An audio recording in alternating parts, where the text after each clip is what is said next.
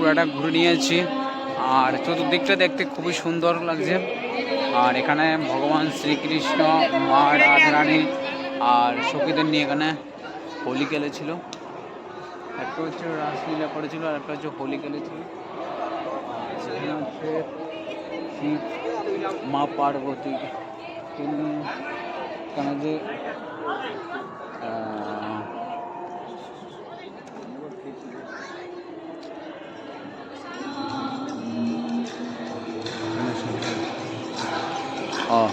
যখন বৃন্দাবনের মধ্যে শিবজি এসেছিল তখন শিবজিকে মা রাধারানী এবং শ্রীকৃষ্ণ আপ্যায়ন করেছিল। আর ছবি দেওয়া আছে এখানে। আর মন্দিরটা এখন দেখতে এখন বিকেলবেলাতে একদম পুরো শান্ত স্বভাবের, পুরো মার্বেল পাথরে দেওয়া ঢাকা, খুবই সুন্দর। এটা তোমরা আসতে পারো দেখার জন্য।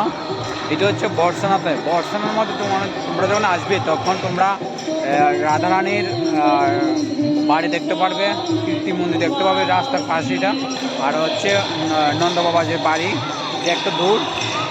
আর গোবর্ধনের পরে বর্ষানা। তোমরা এখানে এলে গাড়ি কোনো অফ নেই, গাড়ি অ্যাভেলেবেল পাওয়া যাবে। অনেক গাড়ি, সরকারি বাস আছে এখানে। আর গাড়ি অ্যাভেলেবেল আছে। একটু শুধু এখানে অসুবিধা হচ্ছে কি খাওয়াটা, আমাদের বাঙালিদের খাওয়াটা এখানে একটু অসুবিধা হচ্ছে। কারণ এখানে খাবারটা তেমন একটা আমার ভালো লাগে না, কোনোরকম খেতে হচ্ছে আর কি। চলো তাহলে দিকে ঘুরে তারপরে চলে যাবো হচ্ছে আমি এখন মথুরার মধ্যে, কারণ আমার হোটেল আছে মথুরার মধ্যে। আমি মথুরা থেকে প্রায় এখন এসেছে হচ্ছে প্রায় 30 কিলোমিটার হবে মথুরা থেকে, মানে বৃন্দাবন বর্ষনা, বৃন্দাবন পরে হচ্ছে বর্ষনা। চলো তাহলে।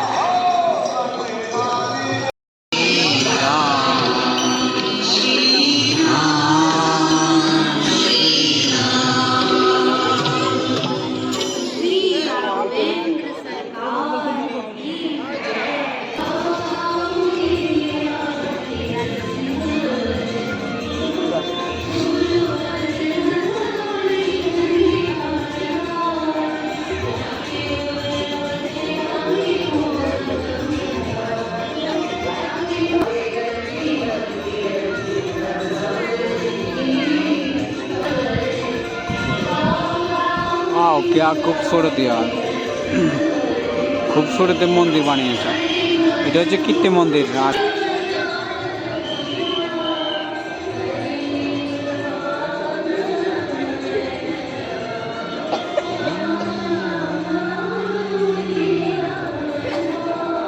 এখানে হচ্ছে ভগবান শ্রীকৃষ্ণ আর সখীদের নিয়ে আর রাধারানীকে নিয়েও এখানে রাসলীলা করেছিল আর কি। আর এখানে হচ্ছে রাধারানী আর শ্রীকৃষ্ণ আর সখীদের নিয়ে এখানে রং খেলেছিল, হোলি খেলেছিল আর হোলি।